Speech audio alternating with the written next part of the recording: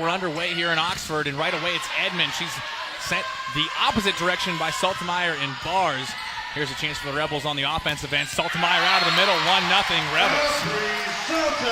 Coming out of the gate swinging, Aubrey Saltemeyer, obviously unfazed by the fact that Kentucky has a big block, that they're ranked in the top of the conference. Nia Warnell resumes duties at the back line. This serve looked as though it was going to sail past the back line and dip at the last possible second. An ace for the senior. Warnell, the senior from Dickinson, Texas, has been named Offensive Player of the Week twice here this season.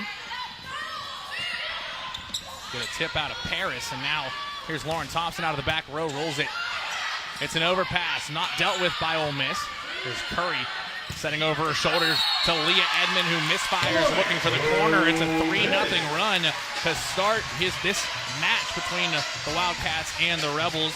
Kentucky led by head coach Craig Skinner in his 15th season. He's the reigning Southeastern Region Coach of the Year. He's trying to get his team back to the NCAA tournament again this season. Scheitzock setting on the backside to Paris, who goes line for a kill. The first point of the afternoon goes to the junior out of Hilliard, Ohio. You know, Kentucky's offense probably really isn't going to be super phased by the Scheitzock-Lilly substitution for this match. As you mentioned, Seth, Madison Lilly in concussion protocol. I think it's because obviously they're playing with her in the gym week in and week out during practice. It's just this match setup that's going to be a little bit different today. For the Ole Miss Rebels off the attack by Lauren Bars.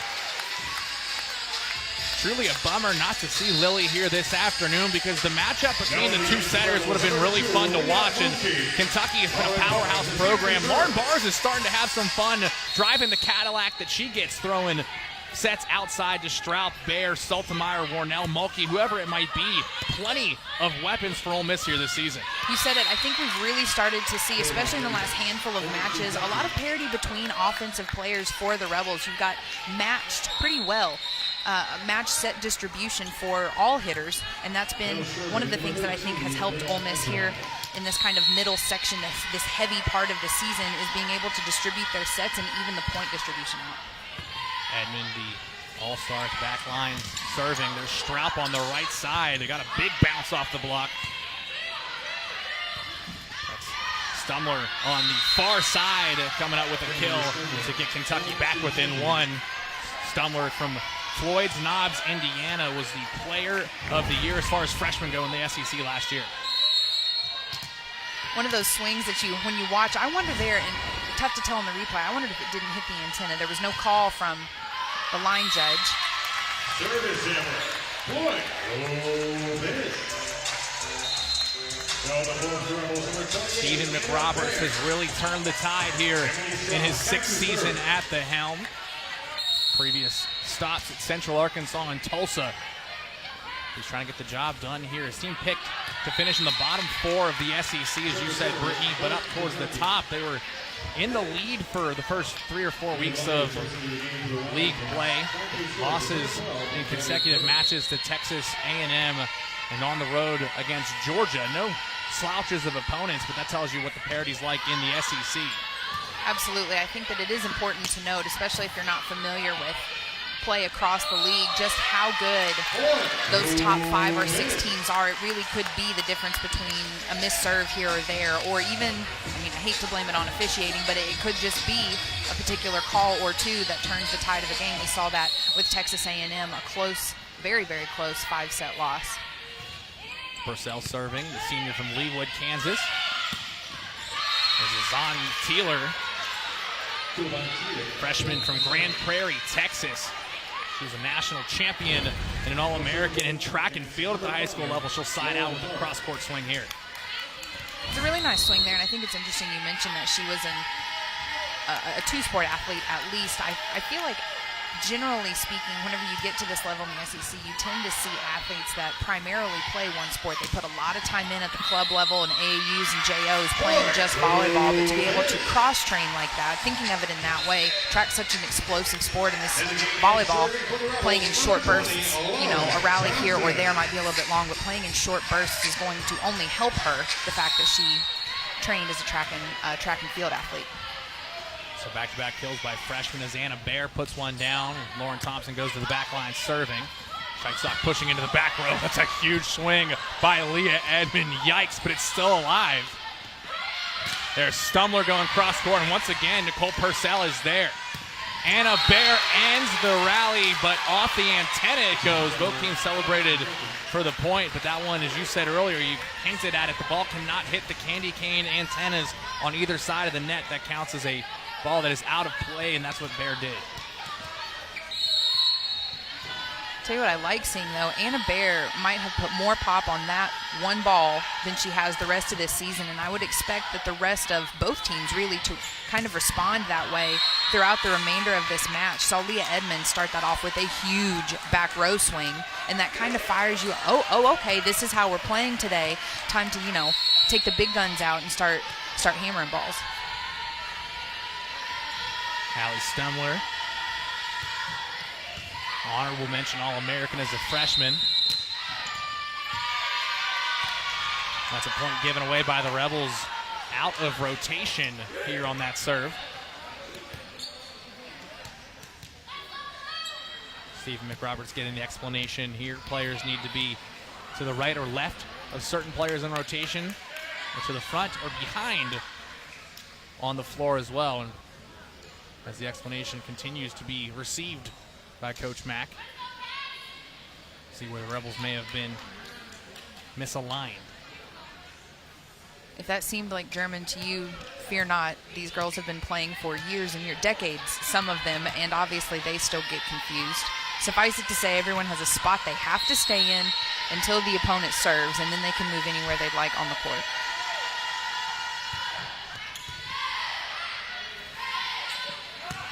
Baer goes line, it's dug up. Great effort by Scheitzock, but the Kentucky Wildcats can't put it over the net. Another kill for the talented freshman out of St. Louis. She's chasing history as well, looking to become the all-time kills leader in a freshman season here at Ole Miss. That was an excellent play by Scheitzock to save the ball. It wasn't able to be sent over the net, but I think that that's kind of the key we were given before the game, that Scheitzock's a gutsy player. She's going to go after balls and try and keep things in play. And as a response, I think the Wildcat offense and defense is going to play hard for her. Emily Strout, kill number 1 on the afternoon. Puts Ole Miss up 9-8.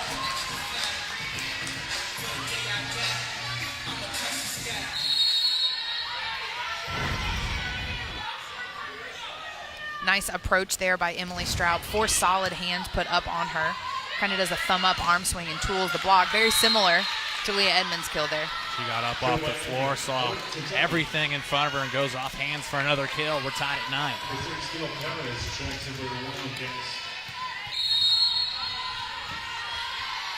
Kentucky leads the SEC in kills per set, averaging over 14. Bars back to Warnell. A great dig there by Leah Meyer in the back row. Bars will attack this one, bats it to the near sideline. Kentucky with a good attack, but Ole Miss sends it back to him. Here's Scheitzock. Leah Edmonds forced a tip, it's gonna hit the floor. Edmond didn't have a whole lot of options there, as that ball from Scheitzock was a little bit inside and underset, unless that was the plan. Regardless, Edmond catches the Rebel defense kind of dug in. I don't want to say on their heels in the sense of being lazy, but when you've seen some major hacks from Leah Edmond in previous rallies 2 or 3 points ago, you're going to dig in because you really want to anticipate playing that ball up high. So a short tip there was a smart thing to do. What a swing by Emily Strout. Completely out of system. The pass from Lauren Thompson. Shank to the right. It's a forearm set by Avery Bugg. She tracks it down and whips it across court. That's just how you draw it up. You see Avery Bugg taking that ball deep right back, all the way up to the net and left front. A nice swing by Strout. Nice swing by Paris to answer. 11-10 Wildcats here in the first game. Paris's 64th set of action. She averages 1.46 kills per set, hitting at a 320 clip entering today's match.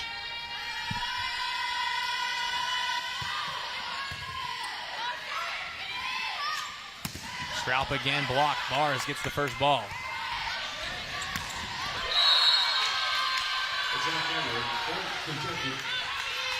Straub misfiring here on the set from Purcell. Maybe a little tight to the net. 12-10 Kentucky. Might have been a little bit tight set. Seth, I think you're right on that. But what I do like is that Emily Straub is still going after and attacking the ball, trying to earn those points. No hitting air is a good air, but whenever it's aggressive, that makes it a little easier to swallow. Another out-of-system swing from the Rebels. Scheitzok, the sophomore out of Orlando, Florida, serving for Kentucky.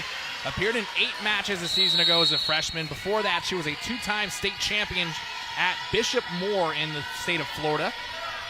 So winning in her blood, and what we heard was her team's going to love playing for her today. Straub cross-court dug up by the All-American Curry, but that ball will not be reached by Scheitzok coming out of the back row to get it. So it'll be point for the Rebels and another kill for the senior Emily Straub.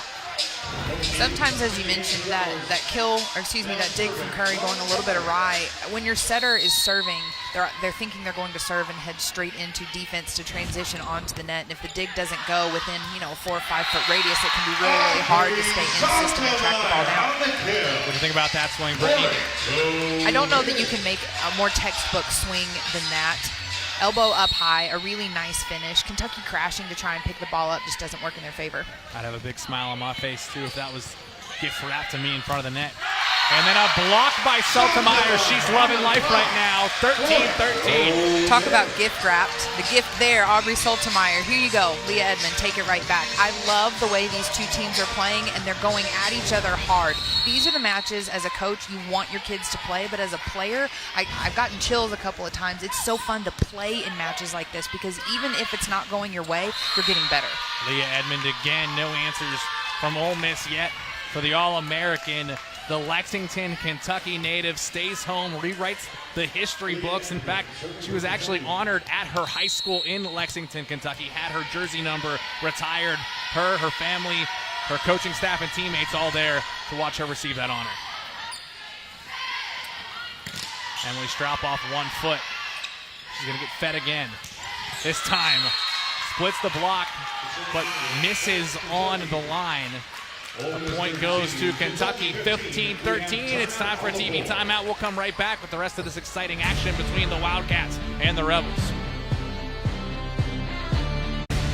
15-13 set number 1 between Kentucky and Ole Miss. A busy day on the campus of the University of Mississippi. The softball team here in attendance. They played a doubleheader here in the fall earlier today. Later on this afternoon, Ole Miss soccer taking on LSU. It's senior day for the Rebel soccer team, honoring 2 seniors, Julia Phillips and Gabby Little. You can catch that game on the SEC Network Plus as well. We come back from the media timeout here in set number 1. Edmond misfires on the serve, her second error of the afternoon. It puts Ole Miss back within 1.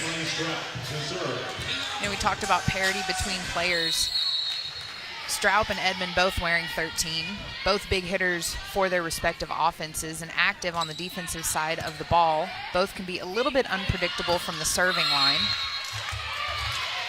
Johnny Teeler, a second kill for her, has been earning more and more playtime here in her freshman season. It's something that Craig Skinner not afraid to do. He'll put his best 6 players on the floor, and Teeler is proof of that. Another service error for the Cats. Not something you'd expect to see from 2 of their All-Americans either, as Gabby Kurt misfired on that one. No, and I think that it just goes to show maybe a little bit, we were talking about the Cats not being phased by having Scheitzok as their setter, but sometimes just throwing a little bit of a wrench in things, just mixing things up a little bit, can shift your focus, can kind of bring the mental aspect of the game down just a hair. Talk about not phased. How about number 15 swinging on the near side? A couple of big swings from Teeler. I really like the way that she goes up and attacks the line, it's particularly hard for a right-handed, right-side hitter to swing down the line because that ball has to come completely across your body, and then you have to either turn and face the net or swing away from your body to move that ball down the line. And she's done a nice job of taking 2 big hacks that way. Stumler, the attacking error, a point going to the Rebels.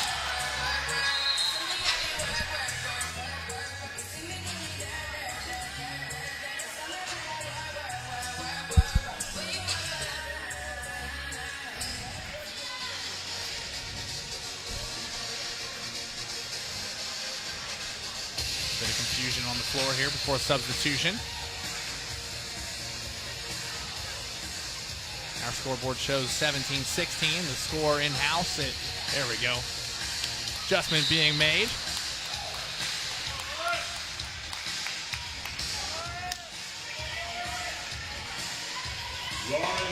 You never feel like the most intelligent person on the planet when you have to reach into the control room and ask, what's the score? 17-16 is in fact our score. The serve from Lauren Thompson challenges the back line. Here's a dig from Nicole Purcell, but a net violation on the attack will put Kentucky back ahead by 2.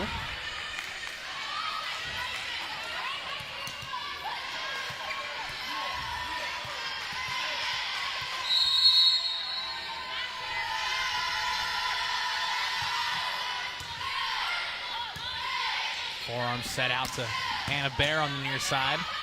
Kentucky on the offensive now, a tip by Edmonds, and Anna Bear, the effort to get there but punches it out of play. So another kill from the senior Edmonds. It's a nice rundown by Anna Bear. I would love to see Lauren Thompson in the back row charge forward and take that. That way Anna Bear can stay in system in the offense and be ready to transition for her attack. Timeout taken by Stephen McRoberts, and Kentucky off and running here in the first set, and partially due to the play of Leah Edmond to begin this match. 4 kills on 9 total attacks with 1 error. That's good for a 333 clip. Second team All-American last season, the all-time leader in kills at Kentucky. You can just see what she's been able to accomplish there. She's also the fastest player in UK history to reach 1,000 kills, and again, a local product able to put on for her hometown every time she puts on the blue uniform. Marty and McGee Wednesday at 7 Eastern, 6 Central on the SEC Network and the ESPN app. Nobody talks about Southern culture and football better than these guys. Catch it on the SEC Network and on the ESPN app. Ole Miss 14-5 on the season, 6-2. 5-set loss at home a week ago to Texas A&M. Brittany, you were on the call for that one. And then a 4-set loss on the road to Georgia, another team who was picked in the bottom of the league, surprising some folks, having a chance to maybe wind up being ranked next week. Also receiving votes are Texas A&M. So 2 teams that weren't really looked at as a program that could be in the NCAA tournament, being Georgia and Ole Miss. And now the Rebels, who are picked to finish 10th in the SEC, have a chance to go out and get some big-time RPI wins today against Kentucky, the number 8 team in the country.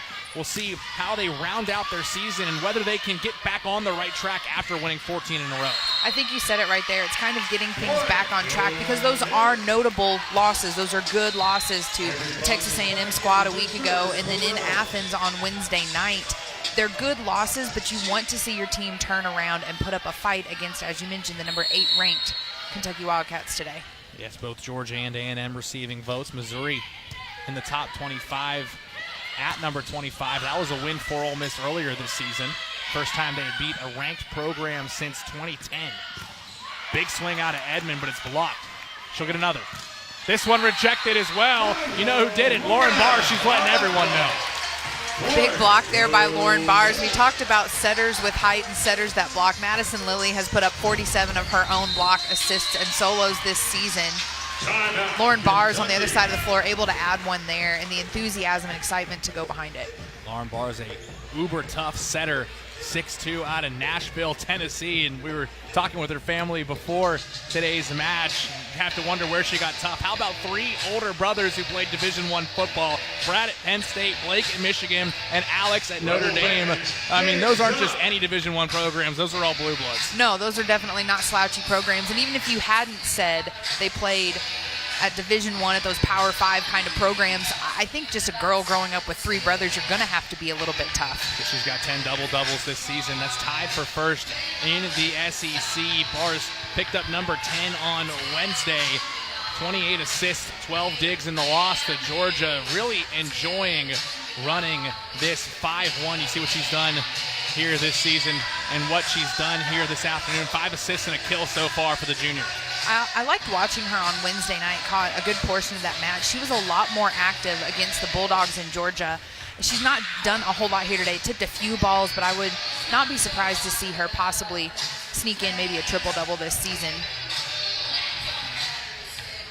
They're going to need her to continue to play big. She'll be matched up with Leah Edmond across the net.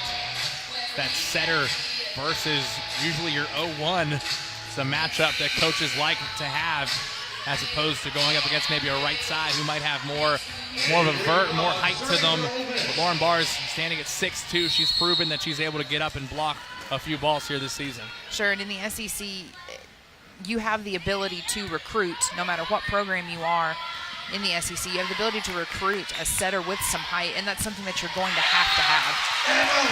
Strout fires that one off the outside hand of Meyer, and it ricochets straight to the floor. We're all tied up at 19. I was looking for an exciting match, anticipated it, and here we are tied at 19. Really, it's a race to 6 points. I anticipated nothing less. Curry takes the first ball. Here's the set out to Edmond. Another tip straight at the 10-foot line. Edmond, little side eye. She's used it already today. It's worked twice. Harris is back on the floor for the Wildcats. Now serving. Steve McRoberts talking with his assistant Russ Friedland here, trying to fix the issues covering the block on the outside. There's Kylie Schmaltz in the game. An overpass from Thompson's going to give Kentucky a chance to go up by 2. There's Paris down the line. Off tape, picked up by Purcell. Scheitzock on the slide, back to Paris. She puts this one down. One of the first slides, if not the first slide we've seen from the Wildcats here today, running off 1 foot. Works particularly well for Ole Miss. We can see it works here well for Paris, too. She's got a solo situation in the block from Ole Miss. Ends up being a kill. And another timeout taken by McRoberts and the Rebels as well. Leah Edmond has been a problem, not just today, but for 4 years now. And we told you she was a lot of fun. You'll see some big swings. You'll see some smart tips. She does it all. She really does do it all, and I think what's been most exciting for me here today, Seth, is the fact that she is causing other players on both sides of the floor, both squads, to swing harder as well. That's the kind of player that, regardless of whether she's on your team or not, she's going to be fun to watch, but she's the kind of player you want to play against as well, because she brings out the best in your kids. Well, on her way to earning more All-American honors, this time in her senior season, trying to do something special in the postseason as well. Kentucky, the number 16 team in the country, and Leah Edmond, who's got 5 kills on a 250 clip, is going to be a big part of pushing them into postseason play again here in 2019. Absolutely, and I think that matches like this against Ole Miss, maybe matches that you weren't expecting to be as pivotal, as important as today could prove to be for the Wildcats. They're ranked number 8, but whenever the postseason rolls around, Seth, you have no idea who you're going to be playing, and you don't have a ton of time to anticipate maybe how they play. Other than that, it's going to be good, and we need to show up. If I'm Kentucky, if I'm on that staff, I want to emphasize. You cannot emphasize enough how important today's match is, because yes, Ole Miss was ranked in the bottom 4 of the SEC preseason poll, but here they are in the top 4. This is a big win for the Wildcats if they can pull one out here today. Schmaltz sends it into the net. Brittany, I think that's a good point. I also think you have to look at what the series history has been between these two teams. Kentucky 45-11 all time against Ole Miss. The Rebels haven't taken down Big Blue since 2010. In fact, Kentucky has won 33 of the last 35 sets in this series. All they've known, if you're Kentucky, is beating Ole Miss, and if you're Ole Miss, it's losing to Kentucky.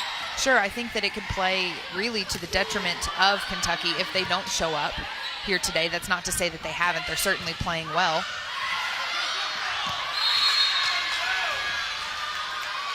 Kentucky pushing to 25. Reminder, you play 2-25, win by 2 in the first 3 sets, 4th if necessary. If it were to go the distance and end up the 5th set, you would play to 15. But right now we're looking to try to figure out who will be the winner here in game number 1. Here's Strout near side. She's blocked, but it's a tool of a kill from Strout, who ricochets that one off the hands into the red paint. Mulligan is back in for the Rebels. Bars is back to serve.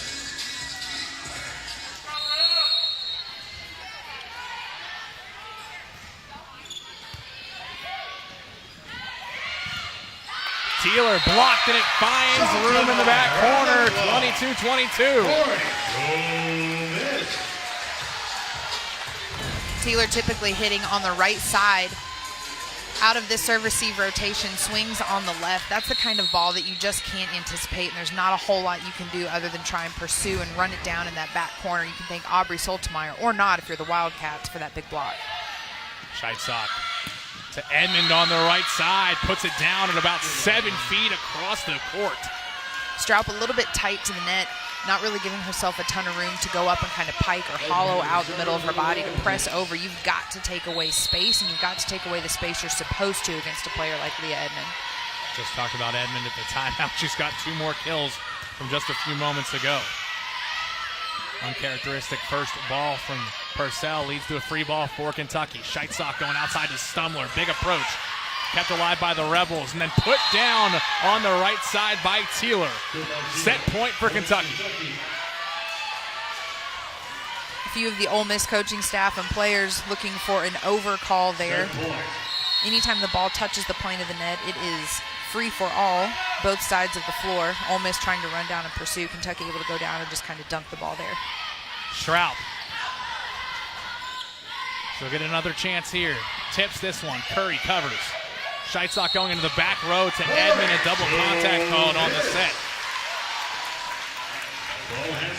We saw that a little bit earlier in the match, in the set, Seth. Leah Edmond coming in to swing that pipe, that white, in the middle of the floor from the back row, and it's run at it's beautiful. It's run at the perfect height, kind of that 2 height, where you almost think it's a miss set for the middle. It's not. She can zoom in there and is able to almost take a front row swing on it just because of the way she's approaching and where the ball's placed. First set goes to Kentucky. They are 13-1 this season when they win the first set. We'll see if they can do it again today on the road in Oxford. Game 1, 25-23 going to the Wildcats. Game 2 coming your way next. Allegiance is the spark, tradition is the ignition, and chaos is the kindling. This is how we feed the fire. Welcome back to the Gillum Center in Oxford, Mississippi. Number 16, Kentucky takes the first set against the Rebels by a score of 25-23. Brittany, we've been talking about it all season long, the parity in the SEC. Just take a look at the disparity between the preseason picks and where teams are ranked in the SEC. The 2 teams that stand out the most are Georgia, who was picked 8th and are tied for first place, and Ole Miss, who's just behind them in 2nd, who were picked 10th in the preseason. I love what this says about this conference. There is not a postseason tournament, which means if you want to be seen in December, if you want to be in that field of 64 the committee selects to play for a national title, and you're in the SEC, you have to do it in the regular season. Ole Miss not wasting any opportunities. As you mentioned before, jumps out to a 14-0 start before dropping 2 to A&M, and then Georgia this past week. They're well on their way to doing something maybe unheard of in the conference, but going from 10th overall, that preseason pick of 10th overall, to now sitting in kind of nestled right there in the top, they really have a chance to do something cool. Well, let's talk about what this means for Kentucky as well, a team that's 8th in the RPI at 7-1 in conference play. They don't have a conference tournament to bolster their RPI even further. They've got Texas A&M, Arkansas, Georgia, Auburn, and South Carolina. If they're looking to potentially host a regional in Lexington this year. They're going to have to handle business against these very, very tough teams in the league.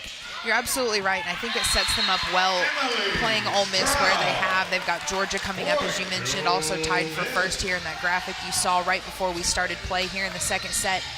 They're doing the things they need to do well here in the middle, the long stretch of the season, to set themselves up well for the end of the season. Also have played Cal Poly, Creighton, USC, Purdue, Louisville.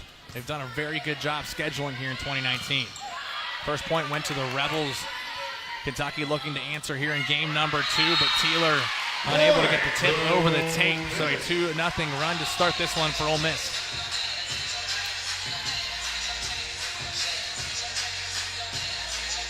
Niall Warnell at the back line, yet to have a kill. We mentioned earlier a 2-time offensive player of the week.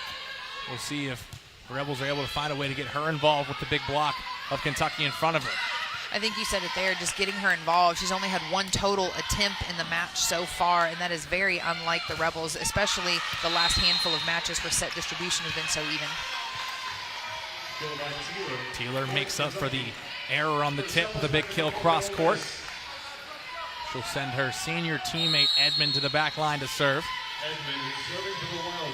Edmond with 7 kills here this afternoon. She had 10 on Wednesday in a sweep of the LSU Tigers. Stoltenmeyer rejected by Stumler. Big hands put up there by Stumler, and a nice reaction on the Rebels side by Nicole Purcell, libero Nicole Purcell, just a little bit out of position there, shifting more towards the line, might enable her to play that ball up better, but put down well by Stumler. Kentucky holding opponents to a 147 hit percentage. That's best in the SEC this season. Smart play by Emily Straub. Saw that Stoltenmeyer attacked on the slide. It was an overpass. She slid over to the middle of the net. That's high volleyball IQ. High volleyball IQ, also recognizing that Scheidsock's in the back row and that ball is coming up tight. You could give her the opportunity, give Scheidsock the opportunity to go up and play the ball, stay out of the net, and the Wildcats stay in system. Or if you go up and touch that ball at the same time she does above the height of the net, because Scheidsock's a back row player, then it becomes a back row attack. Automatic point Ole Miss. Bars a tough serve, handled by Edmond. This is Stumler going cross court. Starting to see why she was a first-team All-SEC performer as a freshman last season. 6-1 out of Floyd's Knobs, Indiana. You familiar with that, Brittany? I am very familiar with that area.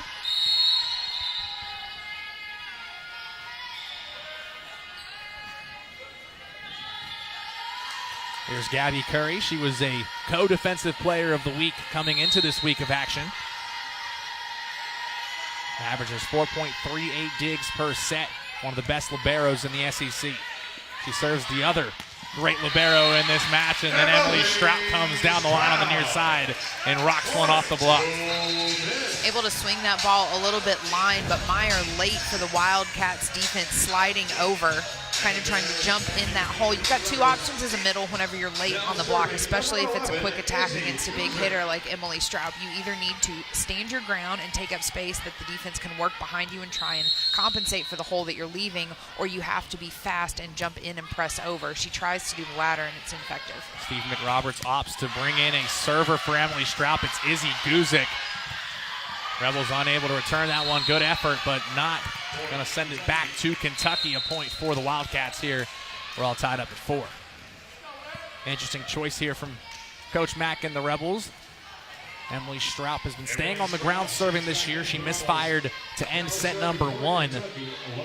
You've got the substitutions, and if you feel you can get a plus result replacing Straub with Izzy Guzik, that's what he'll continue to do the rest of this match. Absolutely. That was Straub's second error to end the set. She'd had one a little bit earlier. And as you mentioned, if you've got the substitutions, they don't carry over and they're not doing any good just sitting in your pocket, you may as well use it, especially when you've got a server who's effective like Izzy Guzik. Lauren Tharp serving, Louisville, Kentucky native. It's her 7th set played against the Rebels. She's got 13 career digs against Ole Miss. Leah Mulkey goes down the line, challenging Curry, and it's going to be a kill. Leah Mulkey on the kill. Point, Ole Miss. Leah Mulkey, the senior from Austin, Texas, averaging 1.42 kills per set. Coming off a 3-kill performance against Georgia. Sides out and gets the ball in the hands of another senior here for Ole Miss. The league leader in digs and digs per set, Nicole Purcell. She'll pick this one up, but it's an overpass coming. Joust at the net, won by Kentucky. Pardon me, won by Ole Miss. Didn't see much of a celebration. And then you not seen on the camera, Leah Mulkey comes in and makes sure she injects some energy on the floor. I think it was just a little bit of a kind of a messy play. It's not the best kind of volleyball. Yes, we got the point, but let's move on. Let's kind of rally, regroup, and clean it up a little bit. Bars going near side to Leah Mulkey, dug up by Edmond.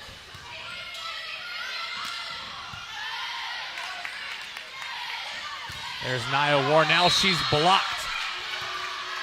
Quiet day so far for Leah Meyer, but she'll get on the board with the big block there. The Duke transfer, an honorable mention All-American, as she comes to Lexington as a graduate transfer. Allie Stumler serving for the Wildcats. Bars staying on the ground, and Warnell also kind of staying on the ground there. A slower set. Everybody just sort of camped out there in coverage, but no one able to play the ball up. Anna Baer, big swing, looking for a touch, does not get the call. Point for Kentucky. They push ahead 7-6. See the Ole Miss coaching staff just out of frame there looking for a touch call. There won't be a challenge used. I don't think we've seen any challenges so far this match. I believe you're correct. Interesting little note. Leah Meyer fires a rocket. Nicole Purcell tried to get out of the way but couldn't. Happens to the best of us. Excuse me, that was Stumler serving that one. Her 17th ace on the year. She'll go right back at number 5 in white. This is a push outside to Anna Baer. Another kill from the freshman. Count up 3 for number 28. A little bit quiet today. Baer hasn't come out with her typical intensity. I say typical, I mean as much as any freshman can be. She's still sort of defining who she is for the Rebel offense. You see 3 kills today with the dig to go along with it. Leah Meyer, wow, what a swing to power it through the block. She was on the same page with Scheitzok, who just kind of pushed it straight up on that far side pin. You mentioned Scheitzok pushing it up. Curry did a good job just sort of defending that serve. Shoots it a little bit close to the right side pin. And a smart play by Scheitzok, recognizing that she's moving backwards. She's going to have to set the ball almost straight up and then move out of the way. Another attacking error from Anna Baer. Right idea, just wrong location on the swing. 10-7, Kentucky. Just a little bit of a misfire for Baer. Attack errors pretty evenly matched for both teams. Service error, point, Ole Miss. Meyer with the service error. 10-8 the scoreboard as we take a look at these service errors. 5 for Kentucky. If you're Ole Miss, you want to take more advantage than you have so far of some both attacking and service errors from Kentucky, but Kentucky doing the opposite quite well. Net violation this time.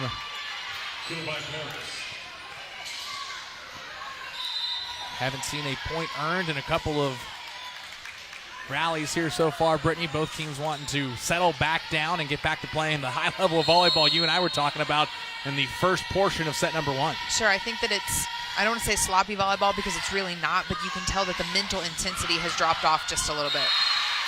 There's Lauren Barnes getting involved offensively, her 2nd kill of the afternoon. Something you'll see setters do quite often when they see their team in need of a point. They'll go up when they're in the front row and do this. Heads up play, not shocking. We talked about high volleyball IQ. Well on her way, could be, to a triple-double if she keeps up plays like that. No digs so far in this match for Lauren Barnes. That's where she's made her hay in leading the double-double category in the SEC. Down by 2, it's Nia Warnell serving.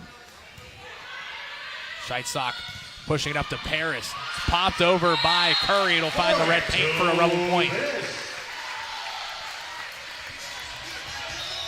My breath hitched just a bit there, Seth. I'm not going to lie. I couldn't tell depth when that ball came over, and I saw Soltemeier stop and thought, oh no, it's going to be another ball that drops, just kind of proving that lapse in mental intensity. Ends up being a smart play, the right play there to let the ball fall out of bounds.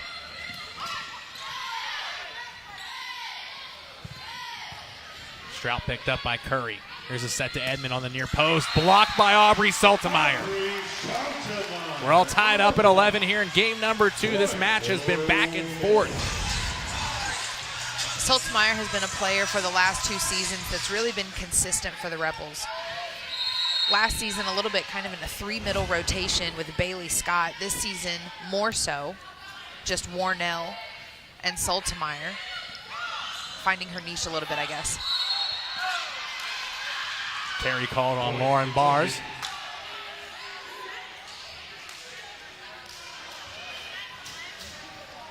To continue that conversation on Soltemeier, Bernie, we talked about her before the game. It's going to be exciting to see what her next step is, how she evolves as a player. She's been a 2-year contributor. She's got 2 years of eligibility left. It'll be exciting to see what's next for number 15.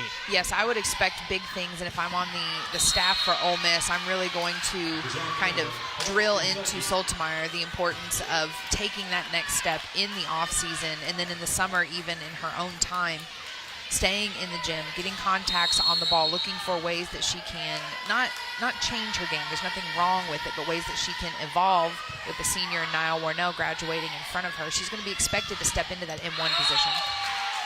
Another kill from Emily Strout. That one, all you could do was watch to make sure it didn't drop inside the floor. Just rolled along that net, dropped in the red for another kill for Emily Strout. A big swing, and we saw it a little bit earlier with Leah Edmond, I believe, swinging into Aubrey Soltemeier, went deep into the court. You can't always control exactly where the ball goes, and Kentucky does a good job there of redirecting. Ajani Taylor got up off the floor and put that one straight down. What a swing by the freshman. I love watching players like Ajani Taylor play simply because I don't want to say she's undersized because she really isn't, but she can be a little bit unassuming. You see there 7 kills on a 400 hit clip. If you didn't know, now you know. Great dig here by Curry. This is Stumler throwing it through the block. A tip from Emily Strout will result in another kill. Number 9 for Emily Strout. A smart tip for Emily Strout. It wasn't well disguised, but it didn't have to. If you're going to go up with an open hand and a slow approach, not that hard arm and elbow drive, if you're going to go up with an open hand, you need to place the ball perfectly, and she does just right behind the block. Falls as they are coming down from their jump. Edmond and Curry crashed. Neither one of them able to get the ball up, though. Good effort from Kentucky results in some sweat hitting the floor. We'll wipe it down, as Little Boozy says, and get back to playing. 14-13 Kentucky. There's Guzik again serving in the place of Emily Strout. Double contact will be the call on Scheitzock. Big smile on her face, and I think that's what we heard before the match. Nothing would scare her coming into this match. She's had a couple double contacts, maybe some nerves, but at the same time, she's handled her own setting for Kentucky. Sure, and I think if you noticed there towards the end of the play, Craig Skinner immediately coming up and not happy with the call there. Kentucky will take a big swing on top 15-14 here in Oxford. Set number 2, UK leads 1-0. Stay with us.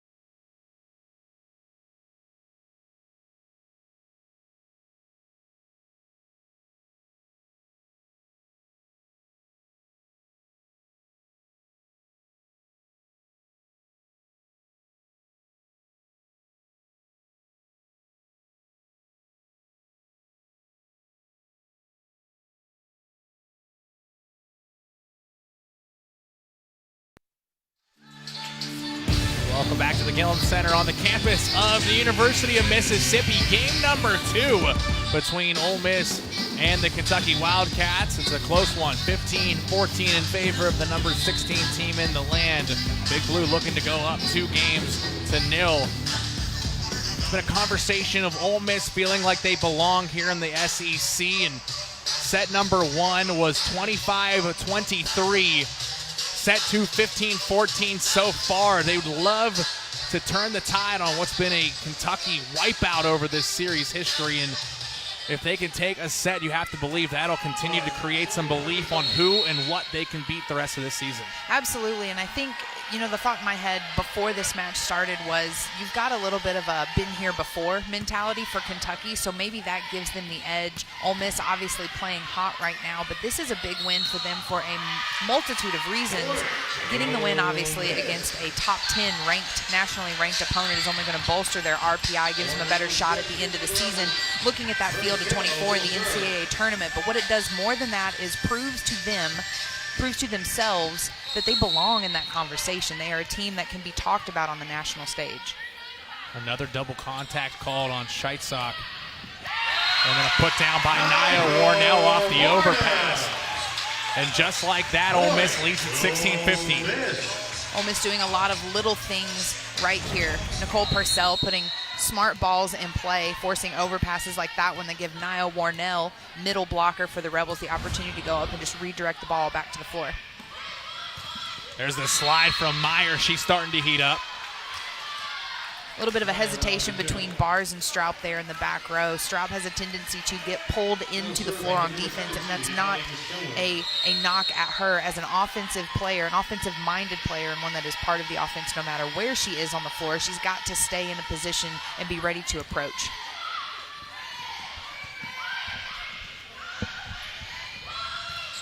Meyer misfires on that swing there. It'll give Ole Miss the lead again.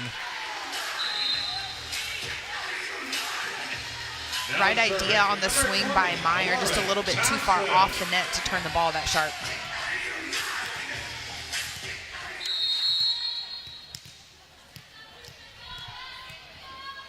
Lauren Thompson back in the game. The Arkansas native serves cross court to Stumler. This will be Edmond going up high to tip it. Ole Miss able to keep it alive. Tough push from Anna Bear. Is this one going to make it over? It does, and Lauren Bars deals with it.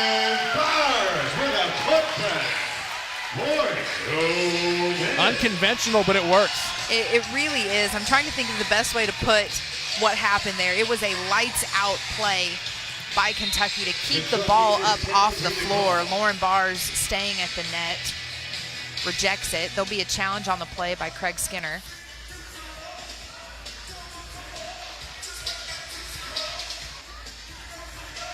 First challenge of the afternoon.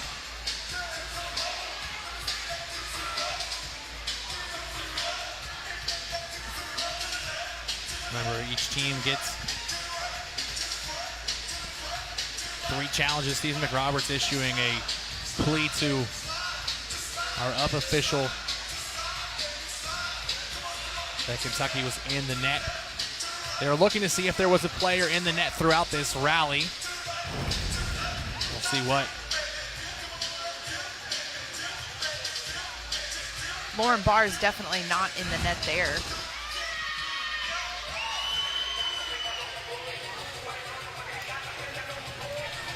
Decision being made here. Point will remain with Ole Miss. 18-16 the score. Now here's where Ole Miss has to prove they've taken a step from Wednesday night. They had the lead on the road in Athens against Georgia and then watched it get squandered away. Not just any lead, Seth. It was a huge lead, 8 or 9 points, I believe, in the second or third set. Leah Edmond doing Leah Edmond things. Oh my goodness, just missed on the near side.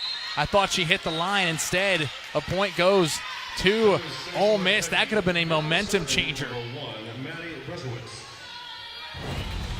Looks like the ball was called, and I'm with you, Seth. It was very, very close. The line judge making the call in there. Thank you for your confirmation there. Then a serving error from the freshman, Maddie Brezowitz. just her 5th set of action on the season. Misfires and puts Ole Miss back up by 2. Yeah, apologies for the confusion. It was called an Ole Miss point from one official of the afternoon, the first by someone other than Emily Straub, and it puts Kentucky within striking distance again. I think you said it there, Seth. It can't be underscored enough that for Ole Miss to be competitive, not just show up, but be competitive in the postseason, they need the wins against teams like Kentucky, teams like Texas A&M, though they lost to them. It's important to get those wins because it puts you in the conversation.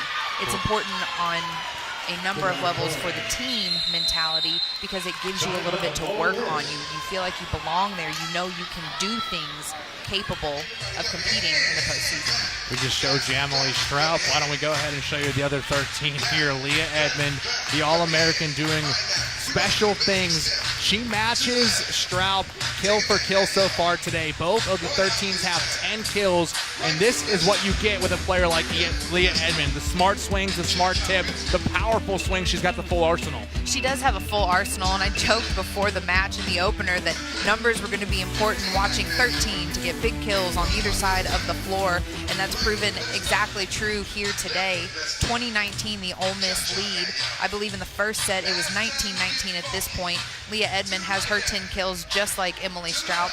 Hit percent's a little bit higher for Edmond today, but she's doing a nice job of grounding the Kentucky offense so players like Stumler, players like Teeler can go up and add some big kills just in the way that Straub grounds the Ole Miss offense for players like Mulkey and players like Soltmeyer and Warnell to chip in a few of their own. I think we often talk about the setter as a quarterback, and you can back me up on that. And in this situation on this NFL Sunday, we've got a backup quarterback in the game. There's times where you go to your number one player when you're not sure. When you're Kentucky and you're Cameron Scheitzock, you're going to number 13, Leah Edmond, and number 13's coming through for you. Absolutely. It's nice to have a player like that. Convenient to have a player like Leah Edmond, SEC reigning player of the year, to fall back on. What have you thought of Scheitzock's performance so far? I've been really impressed with the way Scheitzock's played today because the tidbit we were given is that she's unafraid, and she really has shown up in that way. It's not surprising playing on a squad like Kentucky that she's prepared for a situation like this, but to come in against an Ole Miss team that's really kind of unknown. Yes, you have the scouting report, but picked number 4, and then all of a sudden here they are in the top of league play. You don't really know what to expect, and to have to be thrown into a situation like that could be a little bit overwhelming, and she's handling it tremendously well. You don't have to have a backup quarterback to go to the number 1. Lauren Bars goes to Emily Straub twice in a row, and Straub able to tool the block to put Ole Miss back up by 2. Go-to players are go-to players for a reason. There's Nia Warnell serving, challenging Stumler.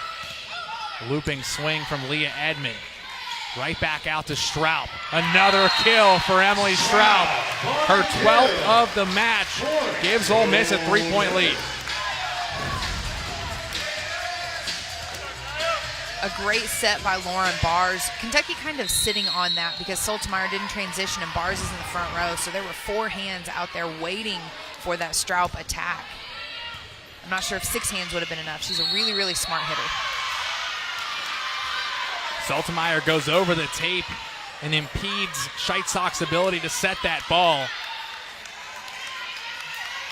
Steve McRoberts unhappy with the call, but the point will go to the Wildcats. And Leah Edmond now in the back row serving for Big Blue.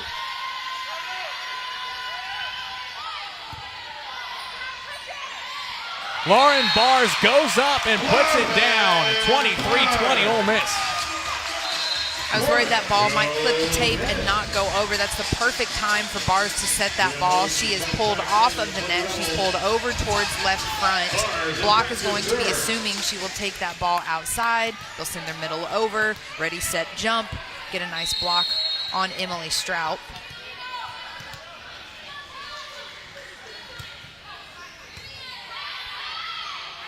Stumler near side. She'll use the block for a kill.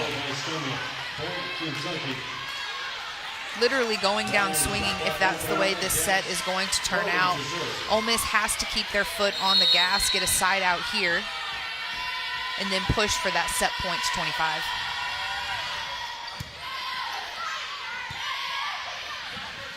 Mulkey tips. Kentucky able to keep it alive. Stumler's going to get a chance to go up for this one. Bars sets it to Saltemeyer, who swings right into the block of Teeler. Some quick net play do as a hitter, that push and pull. You want to take 4 or 5 really big swings, get the other team's defense on their heels, ready to dig in for that hard-driven ball, and then place a nice short tip in front of them that either falls to the floor, forces them out of system, or, like we saw there, provides you with an overpass that your team can turn into a point.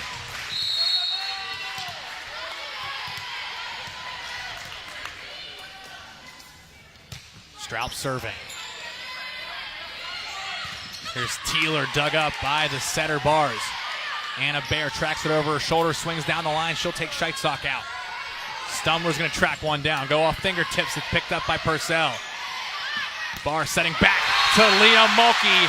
And Ole Miss has taken set number 2, 25-22. The Rebels respond in a big way. They are a capable team, and we're seeing that here, able to keep their foot on the gas, as I mentioned, and close out the second set. We're split at 1 apiece here in Oxford. Stay with us for the third set of action. There'll be a fourth to follow on the SEC Network.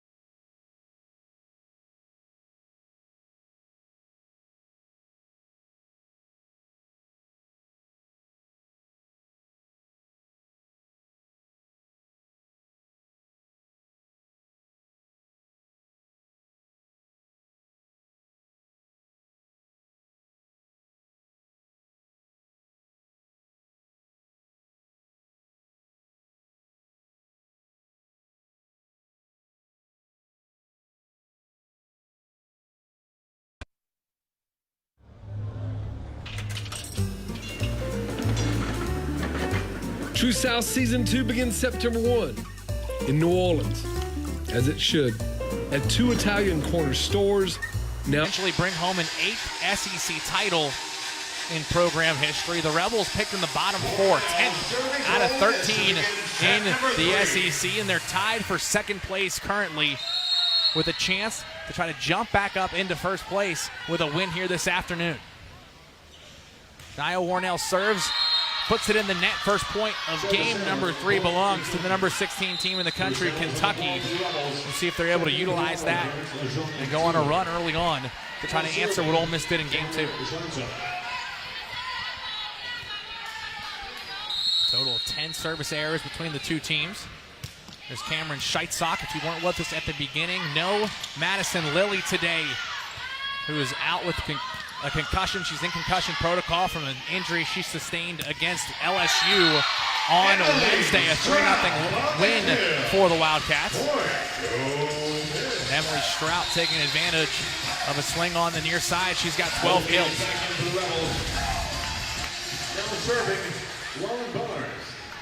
You see, Straub go up there. I kind of waited to watch the replay. It wasn't her full approach. That's kind of what I was waiting to see there. It doesn't really matter for Straub too much whenever she goes up to swing because she's able to see the floor so well behind the block. Correction, Straub's 13th kill. Leah Edmond just picked up her 11th. Game of cat and mouse today. Swing for swing. The two 13s are going back and forth. Edmond sends the serve over. Purcell would like to have that one back. Straub goes deep corner. It's picked up by Curry. Here's Stumler going off hands. Avery Bugg will get there. Leah Mulkey cross court again. Curry. Stumler will tip. This ball has to go over for Ole Miss, and it does. Edmond. Scheitzok on the slide to Paris. Splits bars and Bugg for a kill. Not able to get the ball up there, but I really like the crossing pattern that Bars and Bugg had there. We saw a little bit of a traffic jam in the same situation, I believe in the first set, between Bars and Straub kind of being even with each other in terms of depth in the court, so neither one went for the ball. Paris only 11 attacks so far. She's got 6 kills on them. Another free ball opportunity for Big Blue. Scheitzok going to set the slide again, and Paris puts it down once more. I think about setting number 6 a little bit more this set. What about you, Brittany? I certainly think I would if it was me. I like the way that Paris is not relied on, but she's kind of this sprinkle of something extra. She's just something extra in their offense. 32 total kills so far for Kentucky. They're earning points at the net. Mulkey tried to put it down instead, allows Kentucky to have another offensive attack, but a solo block from Leah Mulkey rejects Teeler into the deep part of the court. Teeler has an impressive vertical, and even though she didn't get much of an approach there, Leah Mulkey goes up and just puts hands in the right spot and redirects back to the middle of the floor. Mulkey 3 kills, 3 blocks this afternoon. Straub serving for the Rebels. Scheitzok's going to set Paris, and then it's rejected straight back down to the floor by Anna Baer. Bit of a misset there from Scheitzok. Her and Paris not on the same page with that approach. And Anna Baer just hung in the air and put it away. Kind of quiet day for Anna Baer. She's a little bit, I think as far as offensive players go for the Rebels, she's one of the quieter in terms of her outward emotions, but even quieter still today. Not in terms necessarily of production, though she hasn't had the kills and blocks that we've seen in matches prior. Maybe that'll wake her up a little bit more, Brittany. A big kill on the near side after an incredible dig by Nicole Purcell. You can't go without mentioning that as well. No, I don't think you can. And if the kill didn't wake her up, I'm sure Purcell coming up to her and kind of throwing her off her body, let's go, can light the fire underneath her. There, the freshman from St. Louis, Missouri, had 1,300 kills at the prep level. Now Ole Miss on the offensive again. Leah Mulkey, big swing dug up by Curry, who's having herself a nice afternoon. This will be Straub out of the back row. She'll tip Curry, once again doing her job. Stumler tracks it down. Tried to put it to the floor, but Bars is there. This will be Mulkey, far pin, cross-court dug up by the All-American Edmond. Another block for the Rebels. This time it's Saltemeyer and Mulkey. Mulkey setting up the block. I can't put enough emphasis on the fact that it is so important for the pin blockers, especially against a team like Kentucky, to set up a good block. Mulkey makes a very small adjustment, and then Saltemeyer and Warnell, the middles, closing to those outsides. Ole Miss has done really a bang-up job of matching up their hitters, bodying up their hitters. They're on the other side of the floor. This one finds hands again. Scheitzok's going to go right back out to Stumler on a fast-paced set. The sophomore and two sophomores on the same page there. What a set. Love watching a fast outside. Kentucky has the ability, because of their height and the way that they jump, to run a faster outside ball, but I love to see Stumler on that fastball.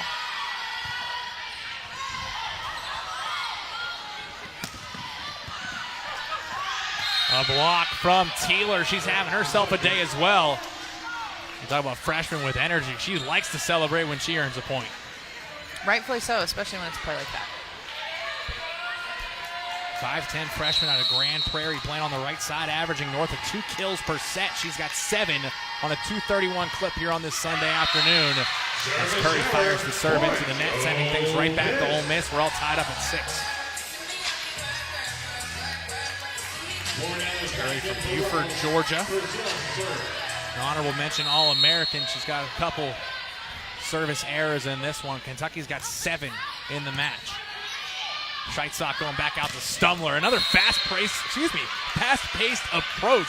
Can't get that out cleanly, but Stumler can put it to the floor easily. I wonder if this is something that Kentucky, I would assume, Kentucky intends to keep in their arsenal. You have the ability with a player who can jump and has some height like Stumler does and Leah Edmond to keep a higher outside ball if you need to slow the pace of your offense down. But whenever you're feeling it, whenever you've got the momentum and the confidence behind it to run a faster paced offense, I say go for it. There's Anna Baer tolling that ball off the antenna. Ties the match back up here. 7-7 here in game 3. Now serving Lauren Thompson.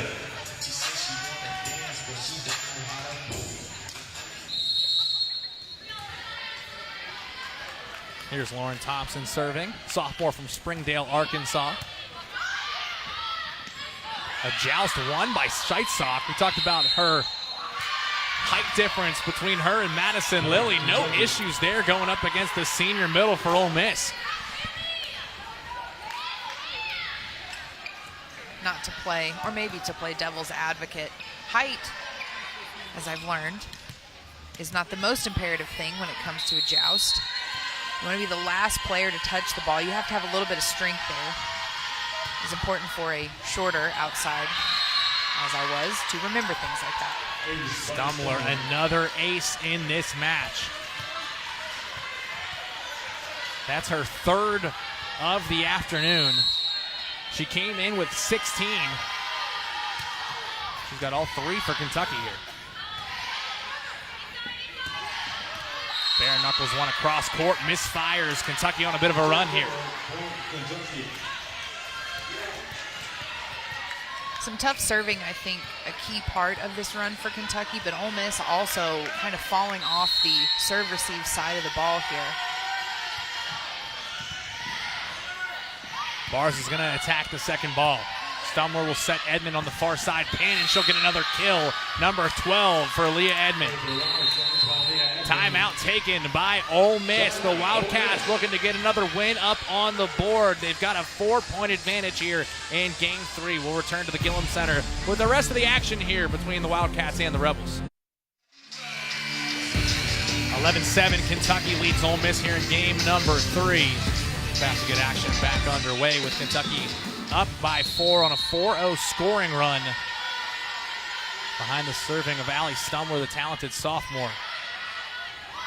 Slide coming from Nia Warnell. We talked about the Rebels getting her involved, and they come right out of the timeout, getting the ball to their senior.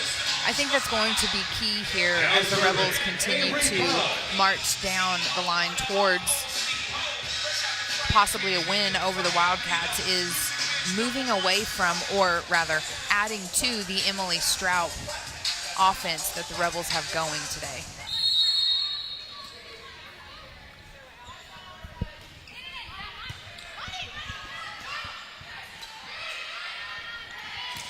They push her off the net, and it's back-to-back kills for Nia Warnell. Her 3rd of the afternoon. Their ears must have been burning. They heard me saying they need to be more involved. Bars and Warnell working something out there.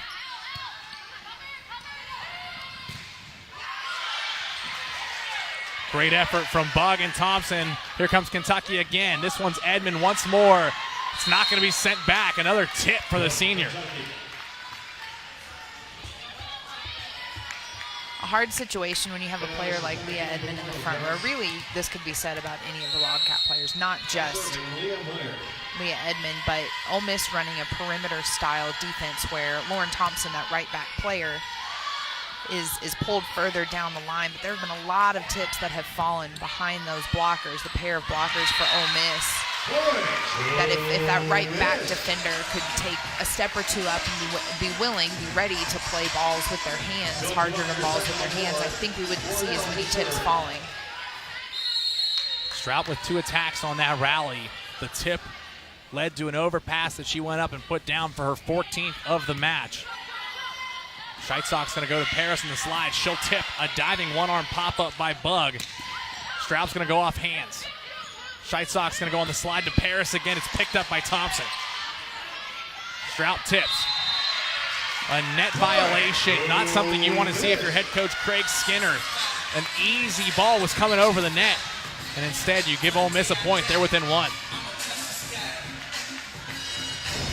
That might be one of those things we talked about before the match where, you know, blocks can be the thing that you miss in a Madison Lily, your normal setter, being on the bench and putting a substitution in. But the other thing is just awareness of the net, used to playing on the net. Sometimes just those little differences can cause a lot of disruption in the way that your team plays, because you're going to have more touches either on the ball or into the net.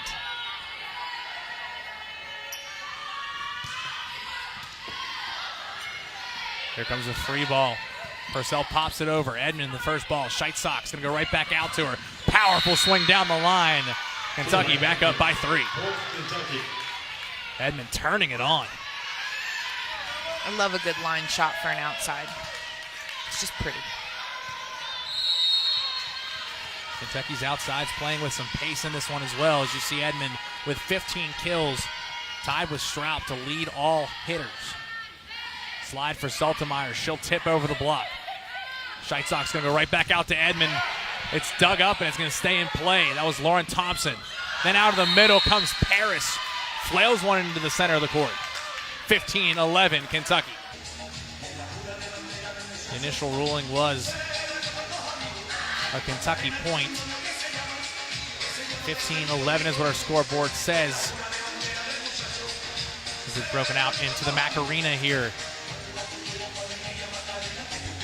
There's the call. A net violation on Kentucky will turn the tide and give the point to the Ole Miss Rebels. And you can kind of see Craig Skinner mouth the words on who.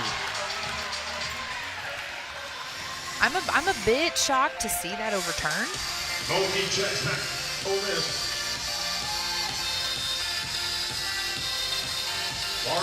Coach Skinner continuing to get a explanation here. Let's take one more look. Take a look at Scheitzock coming down. I'm with you, Brittany. I don't know that I see it there. But I digress. The point goes to the Rebels, and Lauren Bars is going to be serving when we get back underway.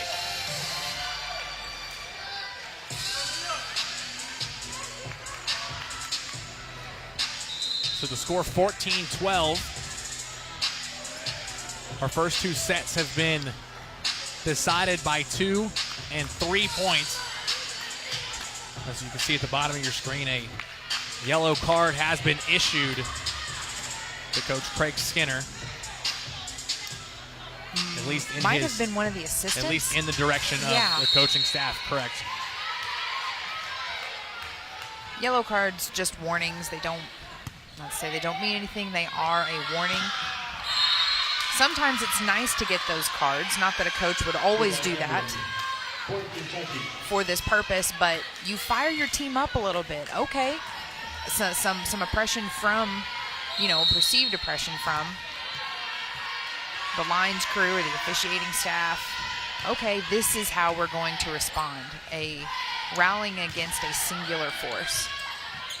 Strout swing on the far side, picked up by Curry and company. And then there's Teeler going cross court where Lauren Bars is. Malky off hands. Curry takes the first ball. Scheitzock's going to go outside to Stumler. She'll tip, and it's going to drop to the hardwood. Kentucky's been very successful with that tip today, and it's hard to continue to watch that happen. You don't want your setter to take the first ball if they don't have to. Lauren Bars is who is back in this situation, but you can see there in the right back corner of the Ole Miss defense, she's still kind of moving backwards and also not in the most loaded, the most ready position to move forward and play that tip. Another net violation on Kentucky after Mulkey had a big swing on the near side pin. Back to a 3-point set. And the Bears, Jackson Roland. Balanced attack today from Kentucky. Emily Stroud. White Sox got 3 hitters in the front row, Stumler, Teeler, and Paris.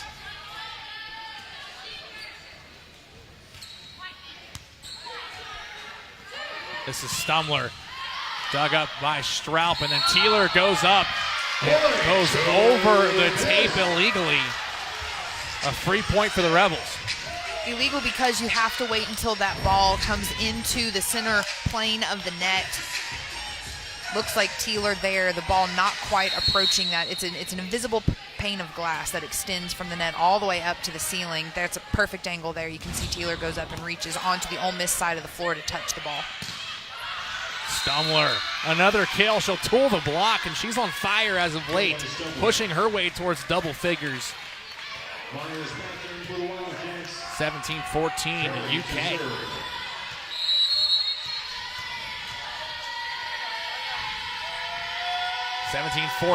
Curry sends it over. This will be Anna Baer. She'll adjust her approach. It's a double block, and Meyer and Teeler celebrate together as they reject the senior. Kentucky kind of holding on to that 4-point lead. It's been back and forth a little bit. Ole Miss a couple points here or there, but asserting their dominance, at least in previous sets played. Only 2 won by Ole Miss since the 2010 season, I believe you said set. So it's kind of going to be interesting to see how Ole Miss chooses to respond here in the third set. There's at least one more to play. Mulkey's 5th kill enables the Rebels to push within 3, and we'll have a substitution in the front row. Anna Baer comes out. Izzy Guzik checks in. Was used as a server earlier for Emily Straub. We'll get to see if number 11, the junior outside hitter from San Diego's got a shot to get involved offensively and with the block. Purcell knuckles one off the tape at the service line. This will be Teeler going cross court. Second ball will be taken by the libero, Purcell. There's a swing from Mulkey. Straub tracks it down out of the back row and picks up another kill. She's got 16.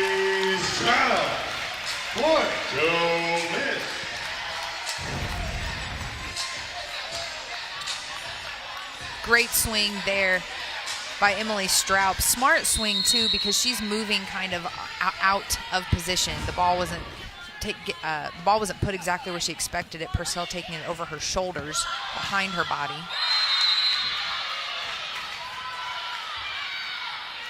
Carolina Stumler, taking it and serving for Kentucky with number 5, Lauren Clark.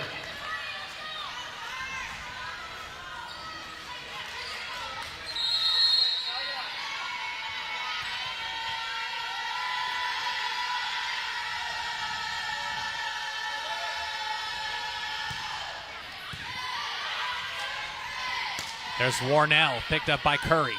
1916 Wildcats. Stumler has been the one relied upon recently for UK, and she gets up to her 11th kill and pushes the Wildcats ahead 20-16.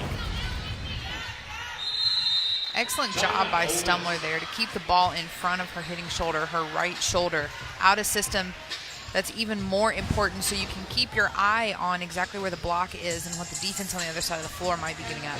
20-16 Kentucky. We talked a lot about Leah Edmond being an All-American and All-Conference player, but Allie Stumler was the SEC Freshman of the Year in 2018, and she's getting better and better with each swing she takes in this match. 11 kills on 29 attacks, hitting at a .310 clip.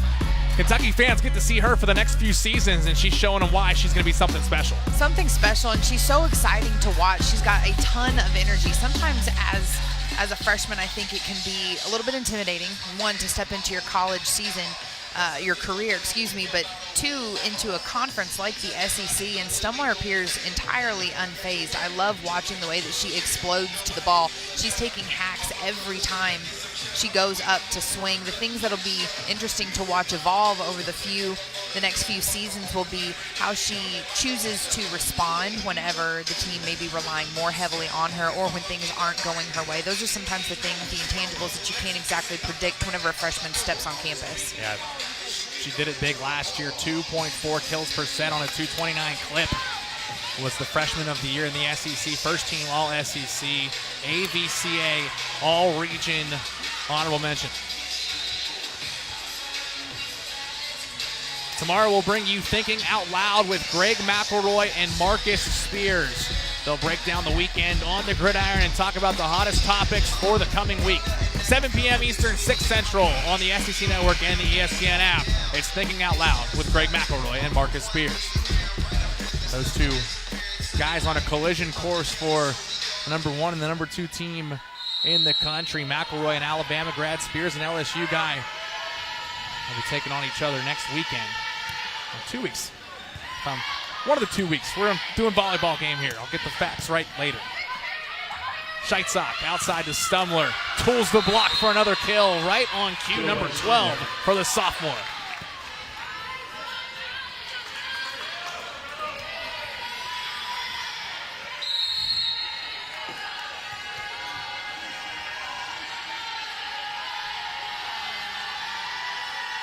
This is Lauren Tharp serving. 21-16 Kentucky. Out to Leah Mulkey, dug up by Edmond. Scheitzok will set her in the back row. Punches it off the setter, Lauren Bars, and then Izzy Guzik sends it over. No answers for Stumler in this set.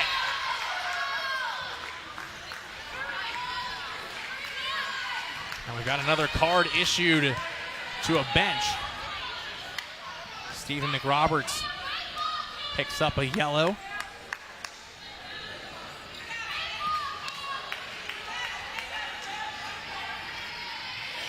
From our vantage point, just held up the number 2, looking for a double contact on Scheitzok's set.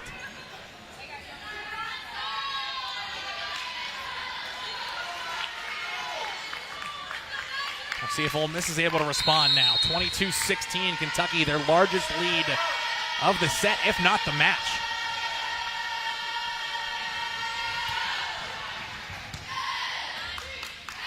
Here's Mulkey, far side, goes down the line and misses. Wildcats looking to roll to a set 3 victory, 23-16. Sometimes this can a bit be where experience shows. Kentucky, the more dominant team, the last handful, at least the last handful of seasons. Ole Miss kind of new to the top 4 scene in the SEC, capable of staying there, capable of being there. But this is where I would expect to see them either turn things around and push like the team that we've seen the last few matches, or for Kentucky to assert their dominance. Leah Edmond asserting dominance, 24-16, set point Kentucky. Set point. And Kentucky go on a 7-0 scoring run to end this set.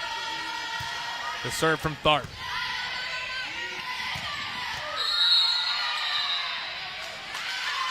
Warnell finds the corner. That'll end the 7-0 scoring run. Excuse me, the 6-0 scoring run. So 24-17 with Lauren Thompson serving for the Rebels.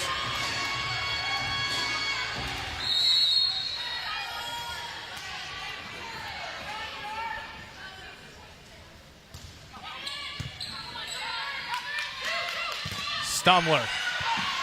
Great effort from Purcell, and wow, she punches it over. Meyer off the tape, picked up by Thompson. This will be Warnell out of the middle. She'll tip, take Scheitzok out. Another dig from Thompson. Guzik.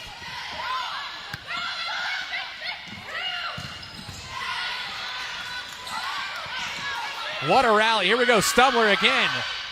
The block from Thompson.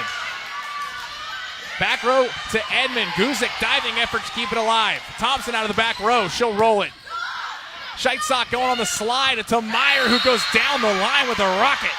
25-17. Kentucky takes game number 3. They go up 2-1 on the road, and they'll try to finish it off in 4. For Ole Miss, they'll have to win set number 4 and 113 kills for the senior from Fargo, North Dakota. Brittany, just 2 years ago, she was this unknown commodity playing on the right side with Kate Gibson and Lexi Thompson. Now she's the program's best when it comes to putting the ball on the floor.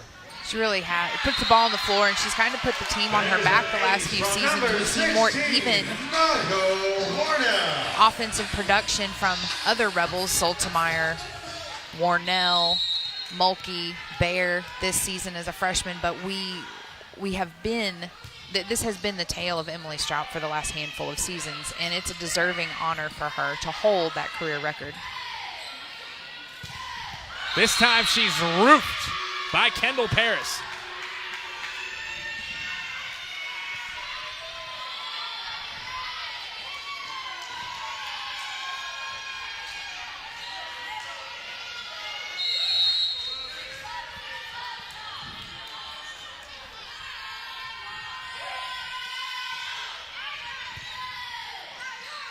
Bars going back out to Emily Strout. She had 2 on hand to block her. She'll tip it over all those hands and get it to drop to the floor. There's a kill from Emily Strout.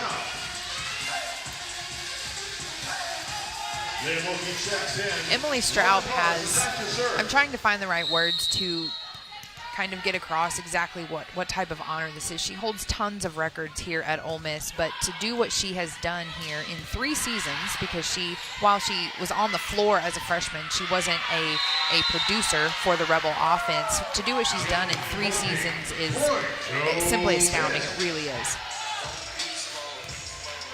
Her senior teammate, Leah Mulkey, would have put one away. 4-1. Ole Miss jumps out on top here in game 4.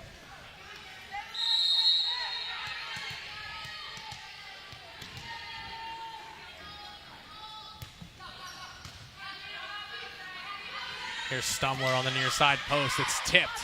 Great effort by Bars to get to that second ball. Off the chest of Avery Buck goes Stumler. Now here's Straub again on the far side. Looking for a touch. Sails it out of bounds. Second point of the set for Kentucky. I was inclined to think there might have been a touch on that ball as well. Just kind of the way it sailed out of bounds would be more indicative of a ball that had been touched at the block.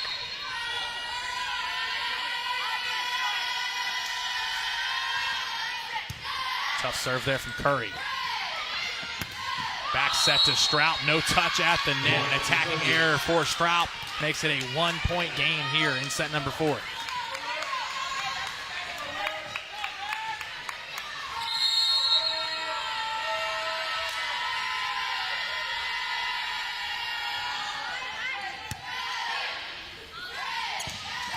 Soltemeyer out of the middle. Misses the line on the near side. We're all tied up at 4. Great swing by Soltemeyer and a really nice set by Bars.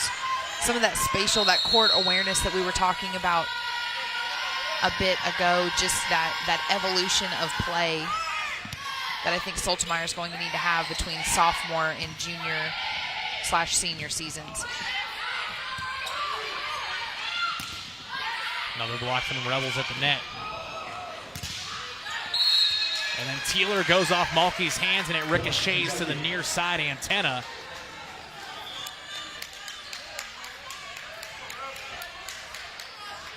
Ball's going to be wiped down. You saw Leah Meyer slip in the midst of that rally. Good to see her pop right back up.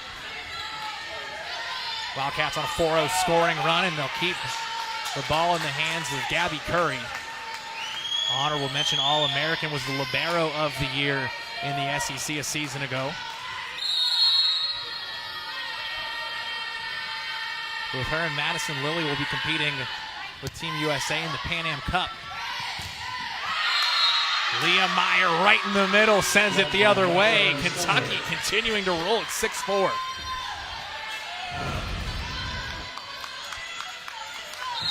Soltemeyer going up with a big swing there, rejected, put right back in her face.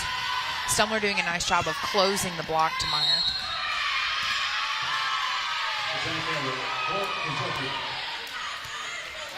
How is Ole Miss going to stop the bleeding? 7-4 Big Blue. 25-23, Kentucky won game one.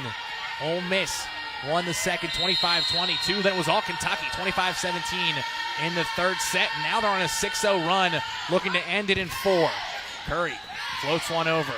There's Strout. She is absolutely shut down by Teeler and Meyer. You know, I mentioned being unassuming. Kentucky, nothing unassuming about their play right now behind Teeler. 8-4 on a 7-0 run. Kentucky on top here in Oxford, leading 2-1 here in the fourth set. Stay tuned. Set number 4 between Ole Miss and Kentucky here at the Gillum Center. A 7-0 scoring run for the Wildcats, have them ahead 8-4. Seth Austin, Brittany McLaughlin with you on this Sunday in the Magnolia State. Here's Gabby Curry sending it back over after the timeout. Rebels looking for some offense. Tip from Strout, picked up by Stumler. A one-handed set by Scheitzuk. Filling in for the injured Madison Lilly. Doing an admirable job for Kentucky. Stumler goes high off hands. It's popped over by Avery Bugg. And ladies and gentlemen, watch Ajani Teeler get up off the floor and hammer one home. She is a player that is so much fun to watch for a lot of reasons. She's new to the SEC, just a freshman here. Ajani Teeler can jump out of the gym, and then she's got the energy and enthusiasm behind that makes it such a fun part of the game to watch. 8-0 run. Teeler's got 9 kills on a 222 clip. Continues to show why she's earned more and more play time. Don't think you're going to be able to see her taken out of the rotation for a couple years. Powerful swing from Strout, goes through the block in the middle. That'll end a huge 8-0 scoring run for Kentucky. And now the Rebels have to respond with a run of their own. Now serving Emily Strout.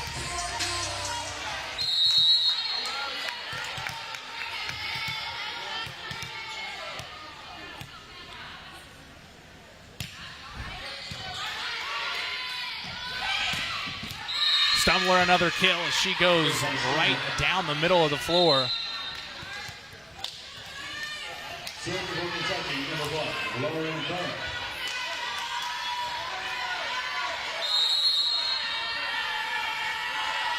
Stumler with 14 kills.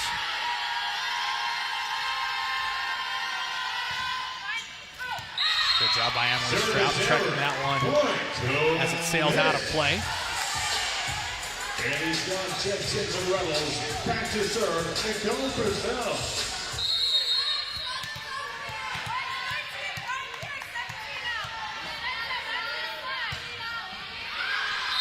Back-to-back service errors as Nicole Purcell misfires at the back line. 11-6 the score in favor of Kentucky.